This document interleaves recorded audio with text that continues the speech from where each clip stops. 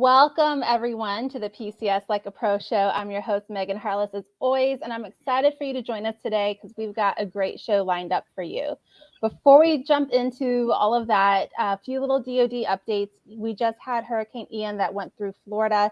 We had some concerns about household goods and POVs being damaged during that hurricane event. To date, Transcom has reached out to all of the warehouses and POV storage locations down there. And so far, they have reported that there's been no damage to any of the vehicles or any of the shipments.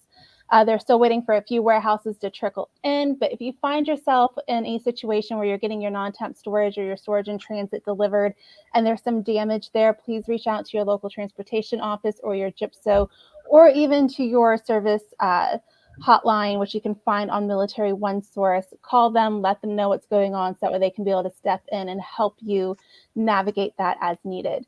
Additionally, we know last week there were some new changes that were announced by Secretary of Defense Austin in regards to DLA being automatic and being paid 30 days in advance.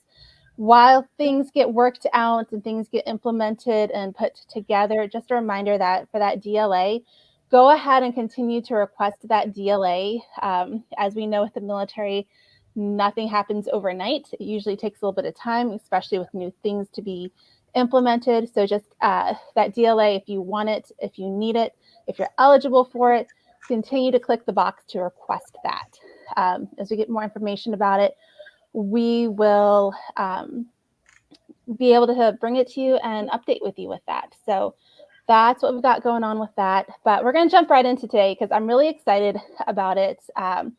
Number one, if y'all don't remember, Jessica, my BFF, and getting to live together again, who's been on our show previously, and then also her bringing her boss Tulio with us as well, as we get to talk about today first-time home buying and buying a home with the military and what that experience is like and what it is that you need to know. Because if you're like me and you haven't bought a home yet, you've considered it, you've maybe started the process at one point and it felt really intimidating and you're just like, I don't know what I'm doing. Like maybe I need to go sell a kidney or something. We're going to hopefully put all of that to rest today and bring some calmness to whatever storm it is you're going through with that. So Tulio, Jessica, thank you both for being here today. Thanks for having us. Great to be on. Yeah, could you just take a quick moment and we'll start with you, Tulio. If you can just tell us a little bit about yourself real quick.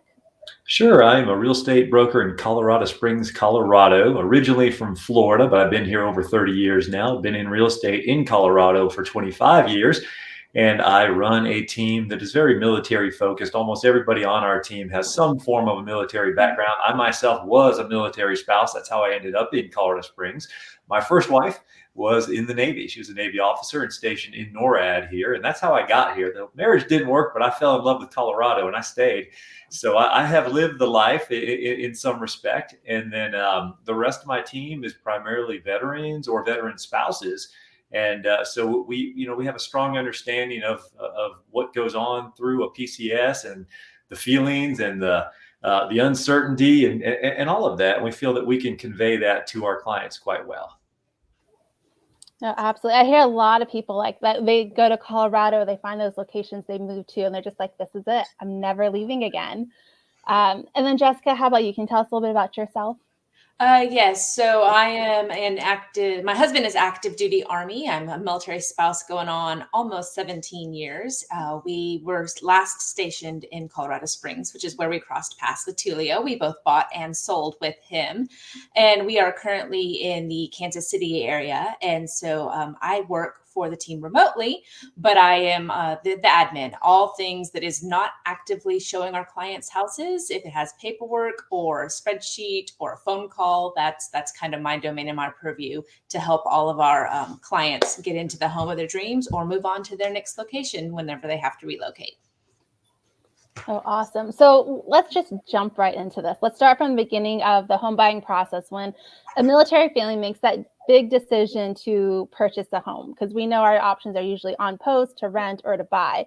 So step one is usually finding a good realtor to help us find that home and not just going through Zillow like crazy by ourselves, right? So for many military families, we usually don't get the ability to go visit that location in advance. It's usually across the country or in another country. So can you walk us through some of that? What makes a good realtor? What are some red flags that we should maybe be aware of? And what kind of questions should we be asking in that process of trying to find a good realtor for us? Absolutely. So, I have a couple of answers for you because I've been doing this a while. And there's the answers that are more actionable, which I'm going to get to in a second. But having done this for a while, I've found that a good realtor or a great realtor, in all honesty, is someone who's always learning, someone who's attending trainings and seminars, who masterminds with other really good agents throughout the nation on a regular basis to truly understand what's going on nationally, from an economic standpoint, from a financial standpoint, as well as locally. Okay, so those things are very important. I feel that constantly learning and being truly involved in your community is a big deal. And I wasn't always that person. I grew into that person over time, and I learned from other people that I respect that it's finding someone a house, doing contracts, things like that. That's part of the job. That's expected. That's what you would expect from any agent. But finding an agent who truly knows the areas, knows the school districts, knows commute times, knows where both corporations are, knows where the gates are for the military facility, and what gate might be the appropriate gate for that person who's going to work. And is that 3 miles deep into Fort Carson, or is it right near the gate where they're going to be stationed? Those things matter to your clients. And the spouse may have a job as well too. And to include the spouse completely through the process, because it's not just one person, it's a team that you're servicing, and including them equally if they desire to be equally included. Sometimes a military spouse says, I'm running this ship, and we're very accustomed to that. But I don't feel any agent should ever neglect the partner, okay, the spouse in that, because they have an equal say, and often they may be the one running the search. Okay, so those are some of my answers to your question that I would say we wouldn't always think of. Okay, but qualities that I would want to see in any agent, say I'm referring to an agent in another state, one of my clients, would be a very strong listener, someone who takes notes and actually takes action upon those notes and doesn't change what your client wants. Listen to what your client wants and needs, and do the best you can to stick to that. One of the craziest things I hear often is that a realtor tries to upsell people or change what they want. And buyers can get very offended by this. And what we told him we can afford up to $450, and he keeps showing us things at $475. That troubles me mentally and in my heart. That's something I don't think any agent should ever do. Aside from that, let's see here. I have some notes. Just asking good questions of your client, and learning their needs, understanding them from a family standpoint as well. How many children do they have? What are their ages? Are they going to be going to public school, or might they be going to private schools? Do you have pets? Do you have dogs? Do you need fencing? There's parts of Colorado that are on the west side that fences aren't allowed. There's wildlife. There's jaguars and cougars and stuff like that live up there in the mountains. And that might be a concern to you for your children or your pets. I'm not saying it's a normal thing, but it can happen. So things like that are things that a local agent that's seasoned, knows their area, knows their school districts, knows their commute times, okay, is an important thing to build that trust between a client. The other thing is, like you said, Megan, there's many of our military clientele that don't have the luxury of traveling, that can't come here to where we are to see homes. So the next best thing would be to have a realtor or real estate team that can truly maximize and utilize technology and get out there, and when a home is desired by a client, get out there and make a video for them. Do a FaceTime if you have connectivity. If not, film the home, edit it together, and upload it to YouTube. Send the link to your client in a private link, and then review it with that client. That we do that so often with our out-of-state clients. And more, as much as a house is a crazy thing to think that someone may buy from a distance, we do it all the time. I'd say about 80% of our military clientele do it that way because they simply have to do it that way. So having that ability and comfort and experience in videoing, and not just making a video and sending it, but making the video, sending it, and then explaining and sharing with your client what you heard, what you smelt, what you felt. Was the neighbor's dog, did it stop barking ever? You know, was the neighbor across the street's yard out of control with weeds or not? Because if they show up and they're like, oh, you didn't tell us about the neighbor's yard, that'd be frustrating for some people.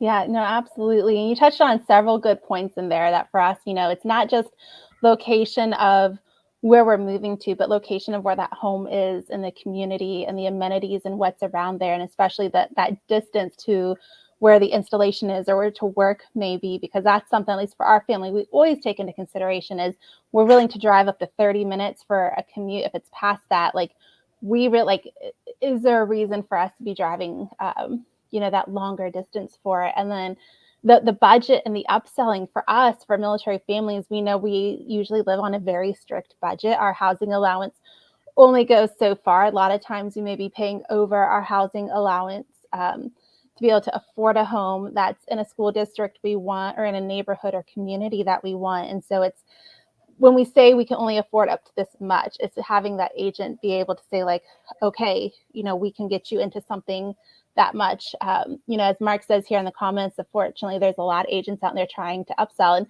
I get the selling business that you always want to try to get more out of things. But when it comes to home buying, especially for a military family, we have that strict budget and we need to be able to stick with it, or we're going to be losing out on something else in our lives as well. So with that, I hear from a lot of lenders that I talk to that you should get pre-approval before shopping around for a house. So on the real estate side of this, why is that pre-approval important for the agent to have? We're in a world of now.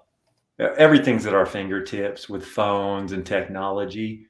And often, if you want to correlate this in any respect to say when you're buying something else big in life, say like a car, you can walk into a car dealership, find what you love, and then they go, okay, we're going to have you now meet with our finance guy or gal. There's almost always the finance person there that can shop banks for you. That's not the case with real estate. And inevitably, the real estate shopper is going to want to look for a home after 5 p.m. or on a Saturday or Sunday. Most lending institutions, including bankers, mortgage companies, whatever it is, credit unions, they're closed in those hours. Mm-hmm. So the simplicity of it and the wisdom in it is not to put the cart before the horse. Do the right thing. Meet with your lender. It's a short meeting. Even a loan application with most lending institutions takes about 20 minutes to do online. And that provides you with one little piece of paper, one little simple piece of paper. And that's all you need is that piece of paper, which is called your pre-qualification or pre-approval document. Mm-hmm. Okay. And that's what will give your realtor the tool they need so that they can actually make an offer for you. Without that, fall in love on Friday at 6 p.m., you very well may lose that house because they're not going to wait for you in many cases until Monday when they make their decision. So, and they might make their decision on Saturday or Sunday in today's market. So that's the wisdom in going ahead and getting that pre-approval done. It's fairly simple, but many people get enticed because they see what they love on Realtor.com or Zillow or whatever. Then they call their realtor and go, can we go see it? And that's really doing things backwards. So the wisdom comes in being prepared before you go shop for one of the largest investment of your life. Mm-hmm. No, absolutely. And Jessica, I want to throw a question to you real quick about this. Because when we go through that pre-approval process, at least for me, when we were going through that process of potentially buying our home, that pre-approval, just that lending piece in general feels very, very scary and very like, what's the word I'm looking for? Eye-opening. Here's all my financials and here's like how much I spend on Starbucks a week and here's like what I spend on Amazon a month type of deal. So can you provide any advice or insight to how to, we need this pre-approval so we know how much house we can go shopping for, but do you have any advice on how or tips on how to make it maybe not so scary, or what the first time you had to lay everything out, and be vulnerable for the lender, just how to help bring a little calm to that piece of it. So I am very left brain in numbers, and I run the budget for our household because of that. And so from a paperwork standpoint of what you have to provide, if you have ever run the reins of a PCS and a PCS binder or all the important documents, it is no more difficult. That is actually, PCSing is more difficult than the documents you have to provide to your lender for your approval. Your lender doesn't care what your Starbucks habit is unless you're putting your Starbucks habit on your credit card and not paying your credit card off. So a lot of what they look at for the lender is your income, your tax bracket, and your taxes. So your return, your W-2. They'll look at your debt to income ratio. So that's things like, large loans, car notes, your credit card debt, just to assess your risk. And that's all what factors into your pre-approval number. What I like about getting that pre-approval number is okay, they come back and say, you're pre-approved for $500,000. Great. In this market, what does that mortgage payment look like? And your mortgage payment is principal, and you also can do your escrow, which covers your interest in your your property insurance. And knowing that the interest and the interest changes obviously with the interest rate, and your property insurance changes based on location. So when you ask for your mortgage payment, you always want the full number, because I compare that to our BAH. We try to stay very close to our BAH number, and then we pay our utilities out of pocket. And so if I know that my BAH will only support buying a $400,000 house, but I'm pre-approved for $500,000, unless I'm paying that extra out of pocket, I don't want to look at $500,000 houses. So knowing that number, knowing your budget, and informing your realtor makes the process that much easier. The last thing you want to do is not know what you can afford, fall in love with the house, and then not be able to buy it because you can't afford it. And then you're all upset, and the whole process just becomes negative. You always want to stay proactively positive in the process. But it's not laying out every single expense. It's kind of some high level debt. And so as long as you know, it's like, hey, they're looking out for me. The mortgage companies really are looking out for you. They don't want you to default on your loan. And so knowing that financial status before you start is very important. Yeah, no, absolutely. I wish there was like a way I could add like a letter when we went through the process. I could add a letter saying like, it may look bad, but like, listen, we had to buy a new transmission last year, and it's not really as bad as it may look, kind of thing.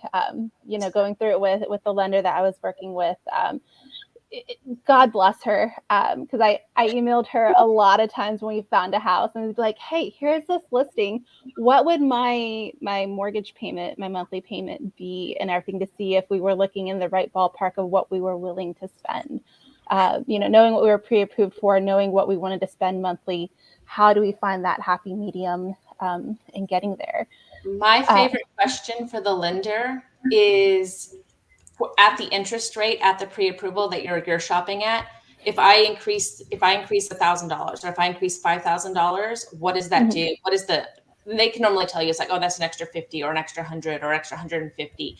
And that helps me know my ballpark a little bit better. So your lender is great to talk to. They really don't mind answering all of those questions, because it means that you are a serious buyer, and you're not going to be surprised when you get to the table and be like, wait a minute, you didn't tell me any of this. Yes, no, absolutely. A lot of my emails started with, I'm sorry, I'm needy, but, and then going into all of the questions for her. So first-time home buyers, we get a lot of them in our military community because we live such a nomadic lifestyle. Let's assume that we are starting with knowing absolutely nothing about this home buying process. What are some of the things that a family should know about to begin with? And what about like other expenses that we may not be aware of, like closing costs or inspections? Like, who pays those types of expenses? So this does tie into question number one, but I'm glad you separated them, because it would have been way too much to cover in question number one. I feel that a good realtor will always offer, and most clients should take them up on, having what we call a buyer consult.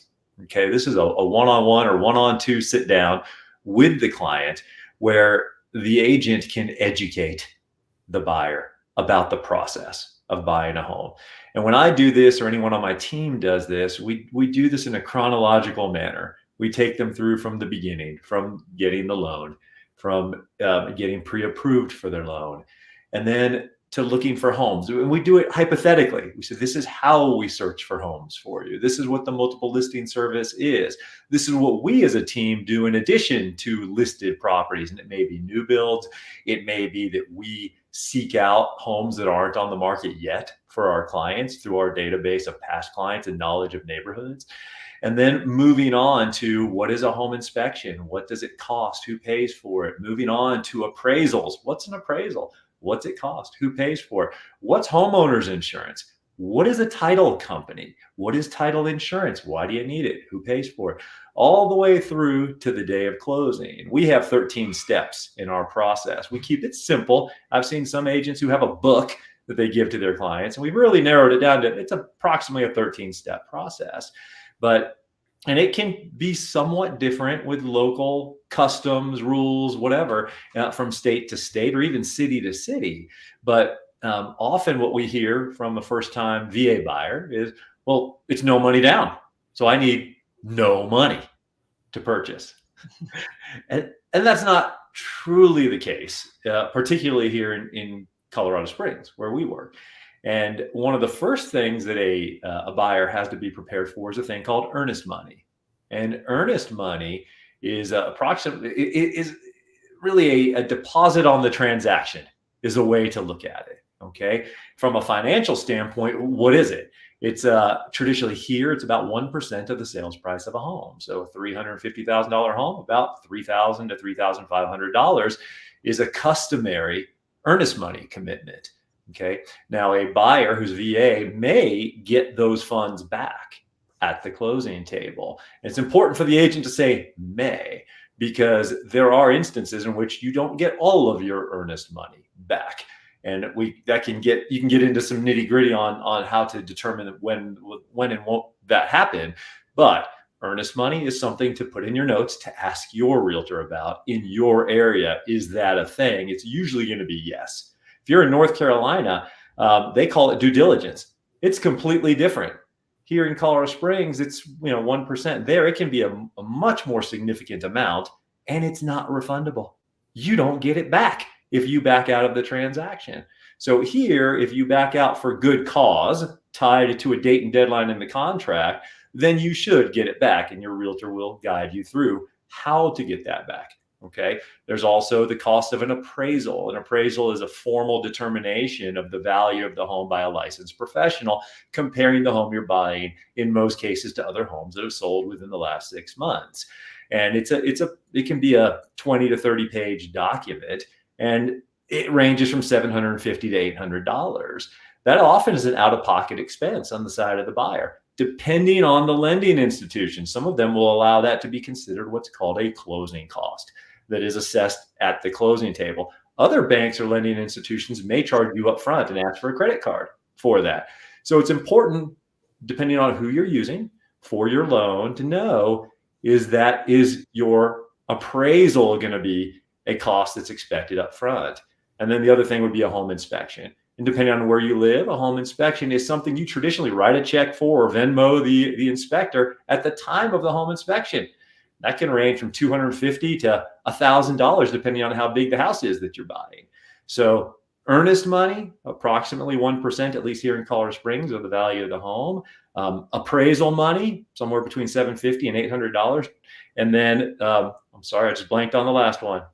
Inspection, which could be anywhere from $300 to $1,000, depending on how big the home is. Here, $350 to $400 is very normal. So there are expenses that a veteran needs to be prepared for based on the area they're buying in, and your good realtor should be able to educate you on what to expect.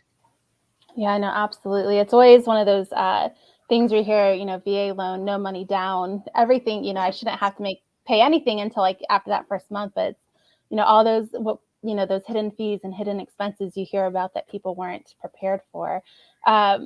So as we know, going into that, many families will utilize that VA loan entitlement that they have when purchasing their home. And we've heard a lot, especially with the crazy market that we've had, about military families not having their VA loan offers accepted, because with a conventional loan, a lot of times you can waive those inspection requirements and assume that risk with a VA loan, a lot of those things we can't waive, we have to do. So how do you make a VA offer strong and more competitive with those non-VA offers that a seller may be receiving? Personally, I can speak mostly to where we live and work, but I do mastermind with a large group of over 1,000 agents throughout the nation and Canada combined. And what I'm finding as a consensus is that things have lightened up for the VA buyers in a good way, in the respect of in the past. And when I say the past, I'm talking 4 months and back, all right, which really wasn't that long ago. That's where we were really seeing challenges in getting our government loan offers accepted, both VA and FHA offers. Those are called government loans. Okay.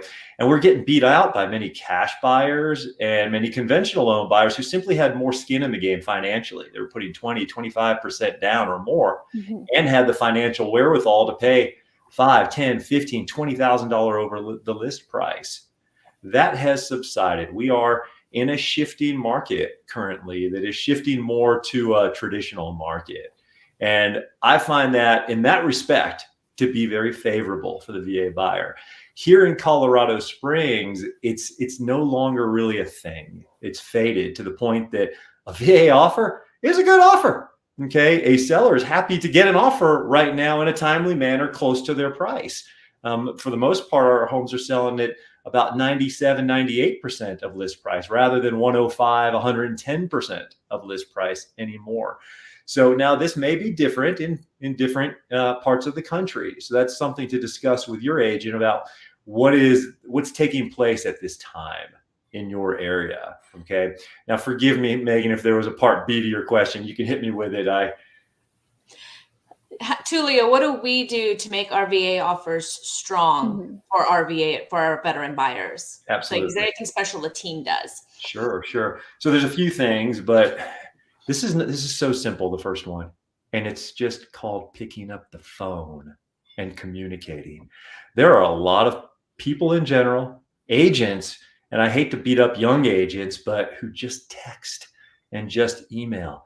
And there is a tremendous benefit in having your realtor or your realtor just doing it because it's what they do. Pick up the phone and call the other realtor. There's almost always two realtors in every transaction, a buyer's representative and a seller's representative.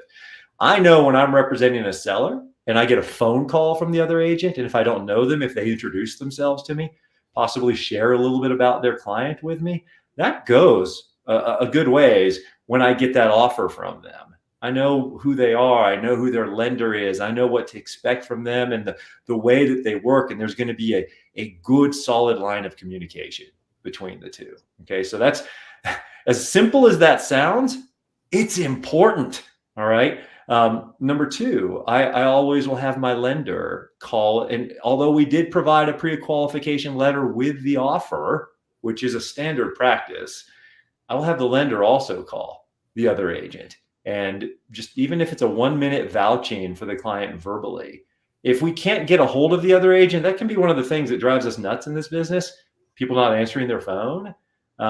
Then if I am representing my buyer, I will do what I call a video drop to the other agent. I will film a 20, 30-second video about my clients and about the offer that we're submitting so that they get it. And most people will answer a text or open a text and review it. And I'll have my lender do the same. And then the third thing is we provide what's called an executive summary of our offer. When you get an offer in the state of Colorado and you are the recipient of that offer, the seller's agent, it's an 18-page document. And they may have 2 or 3 of those sitting on their desk on that house. By submitting what we call an executive summary, it's the bullet points of the offer. And so they can see that and they can actually literally copy and paste it to their client and say, this is what we just got. We've gotten away because it's frowned upon by the realtor organizations doing what we call love letters, which are letters about the family with a cute picture of them at the holidays or whatever. And there's rules and regulations about that are frowned upon because, say, the family's white and they're selling it to another, or the sellers are white. And we prefer them because they're like us. That's why the National Association of Realtors has said, let's not do that anymore. They didn't make it a law or anything, but it's highly frowned upon. So we substitute that with really the objective data in what we call an executive summary. And I have heard from the receiving agents to me, thank you so much for sending that. That was so cool. It's direct, it's to the point, it gives me the bullet points, tells us who their lender is, that he closes on time. And I even put a little bit about myself in there, that I'm not one that brings drama to the table. We're working for a mutual goal here, and we close on time. They're using our preferred lender who closes on time. So those are some bullet points that I would say help a VA buyer win in today's, and in all honesty, any market. Yeah, no, absolutely. And it sounds like communication is a big piece of that process as well. We've got a question here in the comments from Dustin. I want to throw up here real quick to ask you why we're talking about this. Dustin asks, what about what is required to be done, like work on the home through a VA loan versus a conventional loan would require? Would that affect the acceptance of the offer? It may. And, so here's what you're looking at. With a cash or conventional offer, you can make that offer and essentially buy the home as is. Okay. Now, those people have the right to have a home inspection as well. And they have the right to negotiate with the seller for repairs. But when you're doing a VA purchase, there's some more stringent guidelines, and they're really placed more so by the appraiser, not the home inspector, but the appraiser. A good home inspector is going to catch those things and be mindful that it's a VA buyer. And what the VA appraiser that's going to come in a week or two is likely going to condition on the home. Condition means put a rule or say this has to be taken care of before the closing. Okay. It's usually health and safety matters, making sure carbon monoxide detectors are in place, smoke detectors are in place, that they're functional, that there's no chipping paint on the exterior of the home or the garage or the deck. Even if the home was built after 1978, which is the lead-based paint line, threshold line, if there's chipping paint, it's going to get conditioned by most appraisers anyway. Better to catch that early. And in all honesty, if I'm coaching one of my sellers, better for them to take care of it before it even goes on the market in a military town.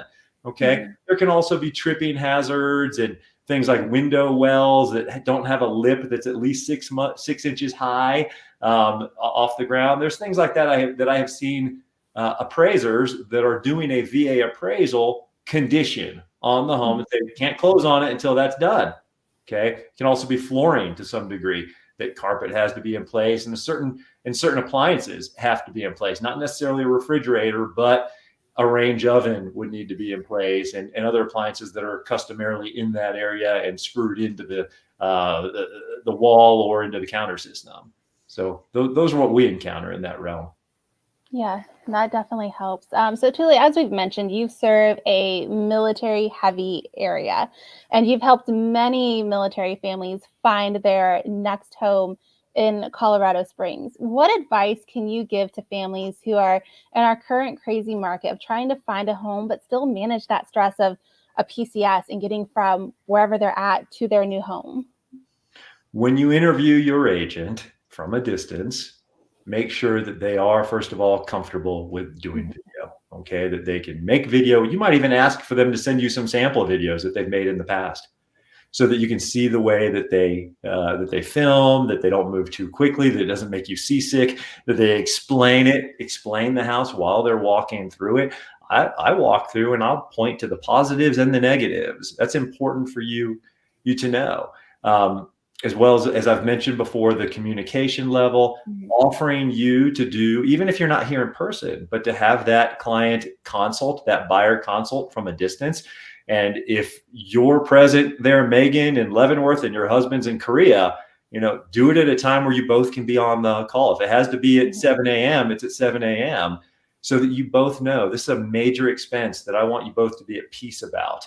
So those things are very important to me. If your spouse says, she's in control, she's got it, I don't need to be, all I need is 1% of this whole thing, I can live in a cave, great, I'll take that. But I'm not going to keep your spouse in a cave, through this process unless he tells me or she tells me that's what they want. Okay.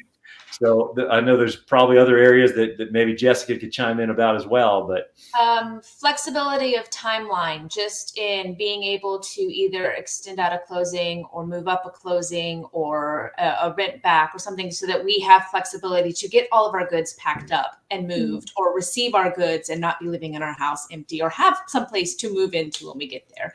It's knowing that the military comes with that kind of timeline. Mm-hmm. Right.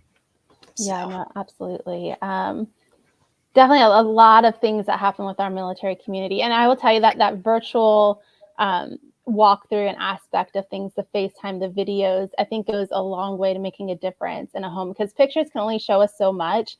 I will tell you, one experience we had the first time we came to Leavenworth, we were in a house. It was a split level home, and did not realize until we arrived that the fourth bedroom was located in the basement. Thinking all 4 bedrooms were on the main floor, the kids would all be there. It eventually worked out. We can make anything work for a year, right? But it was one of those things of like, oh, this is different. This is not what I expected this home to be. And had we been able to have some sort of video walkthrough, whatever it is, we would have been able to see better. The house that we ended up in now, one of the things that I love is that they did the 3D tour thing. So while they were kind of still pictures, I could click on it, do the 360 rotate to see the size of it, to see, where the windows were in that space, where the solid walls were in that space, what it opened up to, which I think made a huge difference in knowing the layout before we arrived. We could figure out, where is our couch actually going before getting here and being like, oh, this doesn't work at all. So yeah, definitely having that virtual ability goes a long way for our community. And then Jessica, I mean, for you as a military family who has bought and sold several homes of your own throughout your husband's career, what advice would you want to pass on to families who may be starting this home ownership journey? Is there anything that you wish you would have known beforehand that you would want to pass on to others? So we've done it. We're currently in our 4th home. We have done it every which way. The 6 months to find it, the boots on ground to find it, the half digital, half boots on ground, flew out for it. The current home that we are in, we bought completely digital from far away. The first time I saw it was when we were doing the inspections, and it ended up, it had a really good agent. It all comes back to knowing what you want. So in your housing, knowing what is a deal breaker. If you have to have 4 bedrooms, you need to be very upfront about, you have to have 4 bedrooms. You need to be open to possibly having other bedrooms or flex spaces, but knowing what's a deal breaker, what you absolutely want, being able to communicate that. Having an agent that understands military buyers. It just makes it a whole lot easier. Not having to be the one that brings the information to the table about the BA, or brings the information to the table about, that we have to wait to have orders. I'm not buying or looking at anything until we have orders, and knowing why that's important. Knowing when I refer to them as escape clauses. Having your agent explain to you at what points in the contract can you walk away and you'll be protected, because we all know, I mean, there's people all the time that have orders, have bought a house, and then 2 weeks later, the Army's like, sorry, you're going somewhere else, and what your options are, what your things are, and having understanding and flexibility in that contract. But it all comes back to communication. And if you don't know, or you don't have the time to do the research, finding somebody who willingly and excitedly wants to inform you, wants to teach you, wants to educate you, so that they know their stuff and they want to share that with you, and asking all of the questions as a buyer, no matter how stupid or how many there are, to be comfortable with your agent, because they would rather deal with somebody who asks a million questions but understands and meets an expectation level, than have somebody who asks absolutely nothing and then gets to the very end and isn't happy because there was no communication. Yeah, no, absolutely. Communication in our community, if you guys haven't caught up on it, is an important thing. We need to know the things, we need to tell you the things. And so having that open line definitely goes a long way. And as you said, surprise orders happen. We were those lovely recipients of them one year, planning to go to Fort Knox. And then 2 weeks later, the Army said, just kidding, you're actually going to Texas. And so just knowing that up front, that plans can change. So as we wrap up today, is there anything else that families should know about in regards to home buying, or any last piece of advice that we haven't already talked about that you want to mention? One of the things that I get asked sometimes, what's different about you, Tulia? What is it why should we use you? And although it sounds ridiculously simple, one of my first answers is always, I answer my phone, or I return calls rapidly if I'm helping another client. But that matters to me in any customer service industry. I don't want to talk to a machine, and I don't want to listen to a recording. But I get it that people are busy, and I would hope that if I'm hiring a realtor somewhere, that I'm not his only client. I'd like to know that he's doing business, or he's not a good agent, But I surely would appreciate return calls or someone that answers their phone when they call me. That's significant, and that comes back to communication. Secondly, problem solving. That's what we are. We are problem solvers. We are not salespeople. There may be some salesmanship in this and other lines of work that something's being sold, but in all honesty, it comes down to, once again, the communicating, and that's what's the most important thing in the end. That you're going to understand, be educated, have a guide that's really a fiduciary that's looking out for you more than they're looking out for themselves or their paycheck. And that's what I pride myself and my team on who we are and what we do. So it's always much more comforting as the client if your agent comes to you with a problem and immediately with an option or a solution, or what do you think about this, rather than just, well, this was in the inspection. Awesome. What does that mean for me? The fact that I don't have to ask that the agent comes with answers and problem solving and just is less stressful on me. I am already dealing with, the dog needs to go to the vet. My husband is in TC. I'm packing myself up. I don't know whether or not my movers are coming next week. And now you're telling me my house isn't working. I don't have time for that. So the problem solving is a very huge part of that. Yes. Yeah, no, absolutely. Definitely some good things to end with. And it sounds to me like, Tulio, we just need you to get licensed like in every state. If that's not on your list, let's go ahead and add it. Well, we have really good people. I've got a tremendous network. I'm part of a mastermind group that has grown into the thousands over the years. It's not my personal group. I'm a member of it. There's about 100 of us that contribute every weekday morning, that share our best management practices, our successes, our failures, our what's going on in the market, what's happening in the economy, and we share and we learn from each other. And if someone that's out there in this realm needs help, they can reach out to us. We can surely find you someone who's seasoned at working with veterans in your neck of the woods that are good agents. So feel free to reach out to us. You can find us on social very easily. Yep. And if you've ever worked with an agent in the past that you absolutely loved, even if they're not in your current market area, go back to them. They have a referral network. They know personalities. They can find you somebody. They've worked with you. They know you. You trust them. Help them find a new person to trust in their area. Yeah, no, absolutely. And as we know in our military community, that word of mouth referral is like the gold standard. We'd rather ask around and find somebody that's had the experience with someone rather than going through the Google rabbit hole of, is this a real review, or was this like her best friend that left this review kind of deal? So no, that word of mouth referral, it goes a long way within our community. So both of you, thank you for taking time out of your busy days to join us today. Thanks for having us. Yes, great to be here. Absolutely. I have a feeling we'll probably have them on again, maybe in the spring when we get close to people looking to sell their homes. Come give us all those tips and tricks of what we need to know with that. For everybody else joining us, thank you for taking time out of your days as well to join us. If you're going through the middle of a PCS or you're planning one, if you have any issues or questions, please don't hesitate to reach out, or feel free to join our Facebook group, PCS Like a Pro, Your Smooth Move.